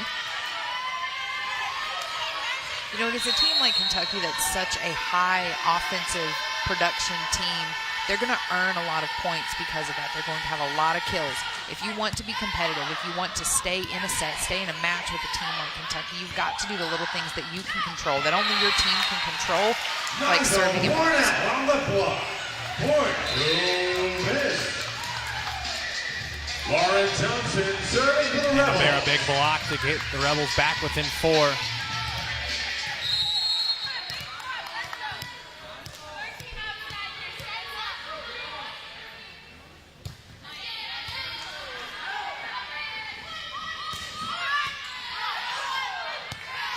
Bear a chance now to swing offensively. She goes off the blocking hands of Scheitzuk for a kill.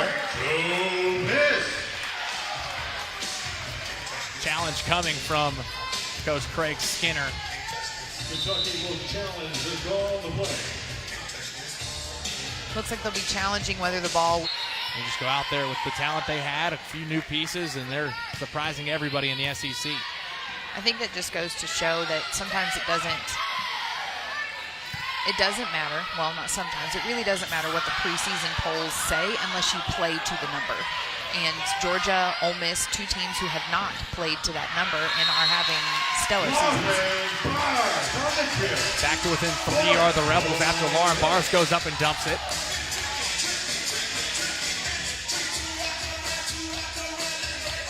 Lauren Bars now with 5 kills on the afternoon, 10 attacks, no errors.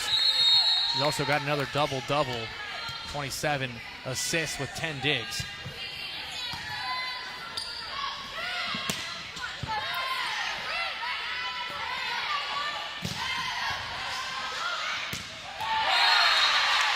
Big swing from Emily Straub, another kill, her 19th. No, correction, 20th for Emily Straub. If Ole Miss wants to have a chance at fighting back here in the fourth set, forcing a fifth set, it's going to have to be behind. The plays don't have to be as big as that, but they need to be as decisive as that. Doing the little things right, passing well, serving and setting well, staying disciplined on defense, and then putting the ball away. Avery Bugg, sophomore from Morrisville, North Carolina, able to find the near side line, throws the fins up. The Rebels within one. Timeout, Kentucky. Again, if you're just joining us in this match, Madison Lilly unavailable. She's in concussion protocol, an injury she sustained in the sweep victory over LSU. So the Wildcats out here operating with their second setter. They've looked great offensively behind Cameron Scheitzock, but when you lose a player like Madison Lilly, here's what you're losing. A two-time All-American, the Southeast Region Player of the Year, two-time All-SEC. She led the SEC a season ago with 11.3 assists per set. She's also the player of the week and the setter of the week coming into this week of action.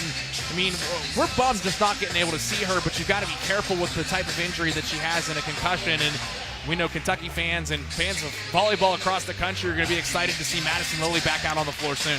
Sure, and I think that, especially if you're unfamiliar with what concussion protocol exactly means, as athletes come into their respective schools, they take kind of a baseline test. And then if there's a suspected concussion or head injury, they retake the test. There are certain markers and parameters that the coaching staff and the sports medicine staff are going to be looking for and continue to score those. So I would assume that as long as Madison Lilly continues to get better and stays in that protocol, continues to feel better, we'll see her back in action soon. Cameron Scheitzock, the sophomore from Orlando, got the call, and she's been a ball of energy for her team, and they've played hard for her. They know how hard she was going to play for them. They've gotten to see her at practice all season long. Brittany, you brought that up. It's not like these hitters have never gotten a ball set from number 18, and she's got 44 assists on the road, making a big-time impact for the number 16 team in the country. Coach Craig Skinner and his staff have done a great job getting multiple setters ready for action, and we're seeing it with Scheitzock's performance here in Oxford. Sure, you can't help but get better when you're in the gym, whether you're on the starting side or not. You can't help but get better in a gym with players like Leah Edmond, players like Johnny Teeler. Leah Edmond, the huge exaltation of energy off that kill. 13-11, her team needed it. Ole Miss has closed the lead here a little bit, but we've really seen kind of an explosion in attitude and intensity out of Kentucky the last handful of points, sensing that the end of the match could be near, and if they don't slow down, if they keep pushing forward, they can close this out in 4. Curry over her shoulders to Edmond is blocked. We'll have another chance here, and Edmond will get another swing, a limited approach. That's pinpoint accuracy right there. Finds the corner, challenges the back row attempt there from Avery Bugg, but that's what number 13 is so capable of doing. Took 1 or 2 steps on that approach and put the ball exactly where she wanted to. That's a great throw. I'd love to see Lauren Thompson either a little bit deeper or jump and at least make an attempt at that ball. Maybe she slows it down and gives Avery Bugg the opportunity to get a second contact on it.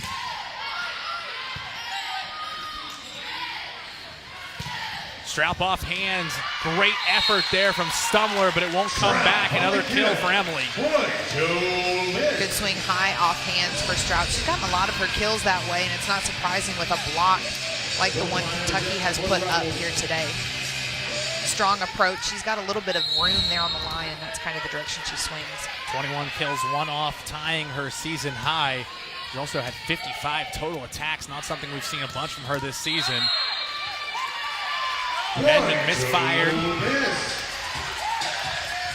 She's got 45 total attacks in this match, 19 kills. Those two have gone back and forth. It's been the supporting cast that's really helped Kentucky so far in this match. 14 kills from Stumler, 9 from Teeler, 7 from Paris.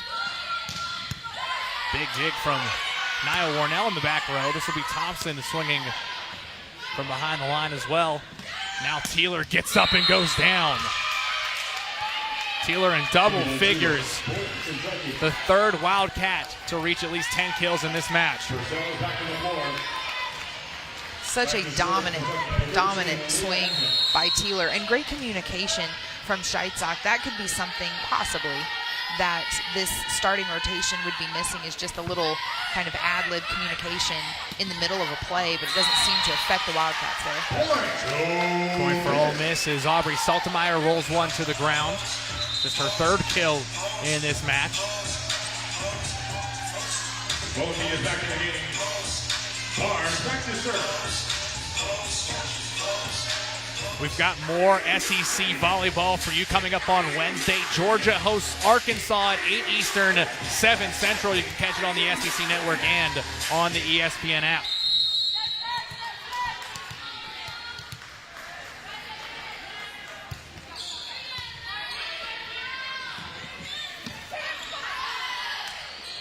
Barr's able to get to the second ball here. There's Strout going cross court and overpass. Lauren Bars takes the first ball. Purcell the second, setting near side to Mulkey. Loops one into the corner, challenges Scheitzak for a kill.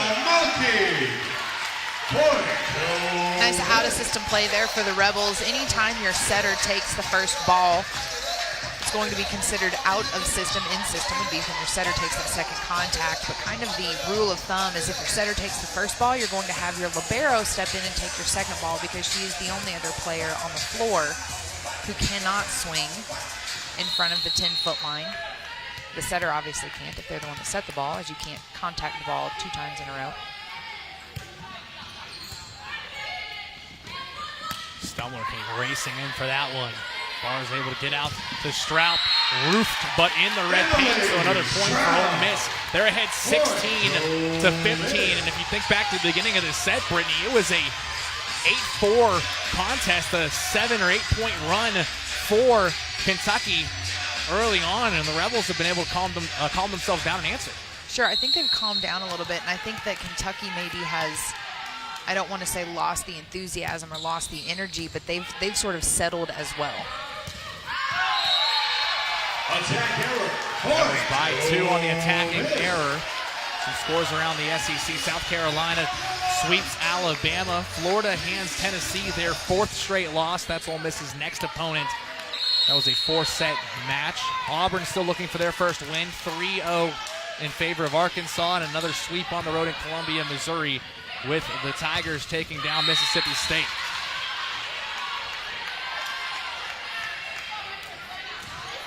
Bayern 16 to Kentucky. Back to serve, Gabby Kerr. Final score in the league, also Georgia swept by Texas A&M. Two teams kind of jostling for a spot in the top 25. You have to believe the Aggies will be in it next week. 17-16 Ole Miss leads. Here's Emily Straup on the far side. She'll tip, taking Scheitzak out. This will be Edmond in the back row. Rebels in system. They go to Mulkey on the near side. Popped up by Curry. Great effort, but an overpass. This will be Mulkey again. She'll put some mustard on that one. The Rebels have to send it over after it's blocked. Stumler. Skied on the dig from Avery Bugg. Now the Wildcats out of system. No issues on the attack. The line judge called it out. It was overruled as Stumler was able to find the back line. Point Kentucky. We're going to have a quick challenge by Coach Stephen McRoberts. They're going to be going up to see whether that attack by Stumler was able to find the area inside the field of play. This is one of those challenges that matters. It's not to say that other challenges don't, but Ole Miss needs this point, needs this ball to be out. Might be just enough of a swing in the scoring swap to give them the momentum they need to close out the 4th set and force a 5th. Think about it, it's either a tie game or a 2-point lead for Ole Miss.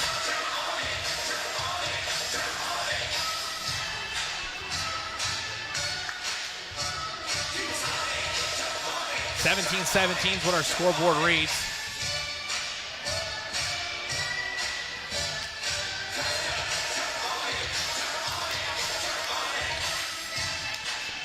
Whether the Allie Stumler attack was in or out is the challenge by Stephen McRobert and his coaching staff.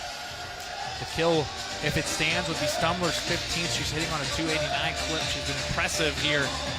Doing a little research before I went out with this fact, but Kentucky, the past 3 seasons, have won Freshman of the Year. You go back to Leah Edmonds' freshman year, Madison Lilly did it the following season, and then Stumler a season ago. Not to say that Rajani Teeler is a lock for it. She's a pretty good option, especially how she's played down the stretch. We've seen some good freshmen play on both sides of the net here today with Anna Baer for the Rebels, but what a feat to have 3 straight Freshmen of the Year. It tells you what they've done on the recruiting trail. Absolutely, and I think that at least for the Rebels, you know, to be in communication for that, Anna Baer going to need to continue to have the type of season she's been having. So the ruling stands. Tomorrow we'll bring you Thinking Out Loud with Greg McElroy and Marcus Spears. They'll break down the weekend on the gridiron and talk about the hottest topics for the coming week. 7 Eastern, 6 Central on the SEC Network. 17-17. Make it 18-17. Kentucky has the momentum here. They lead it by 1. This is the moment. If Ole Miss doesn't pull this out, this is the moment that I think you will have to look back to. How did we respond whenever our backs were to the wall? When we had to move forward, what did we do? Straub being sling cross court. It's going to be an overpass. They'll have another opportunity, and it'll be Straub again on the right side. This one she puts to the floor. Decisive responses, solid and decisive responses. Exactly what we would expect to see out of Emily Straub. 23 kills for Emily Straub. That's a new season high for the senior. Now she'll see what she can do at the back line serving. 18-18, and she puts it in the net. Another chance for Ole Miss to respond. Wildcats sub in Lauren Tharp, the sophomore from Louisville. Coming off of a 7-dig performance on Wednesday night against LSU.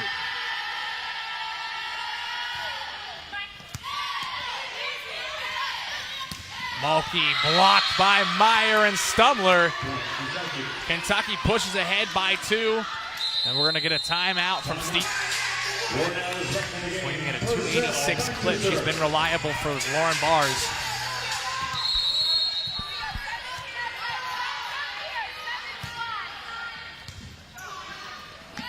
Second ball was attacked by Scheitzoff, but the senior Nia Warnell showing off her IQ, goes up for it and blocks it.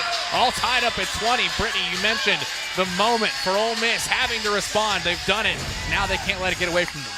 Absolutely, it's important to capitalize on the opportunities that you've created for yourself, and that's exactly what Ole Miss has done, is create opportunities where they can go out and be a little bit smarter, play a little bit harder, and right there you see it with Nia Warnell going up.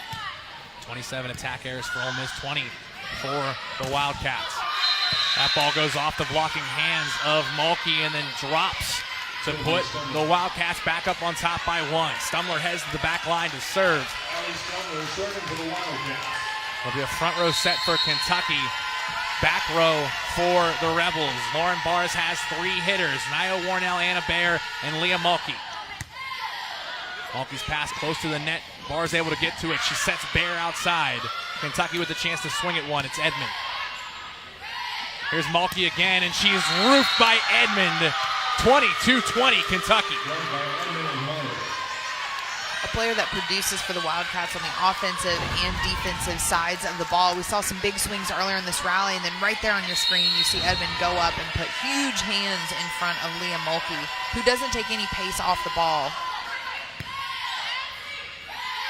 Mulkey again on the right side. This one drops to the floor, 22-21.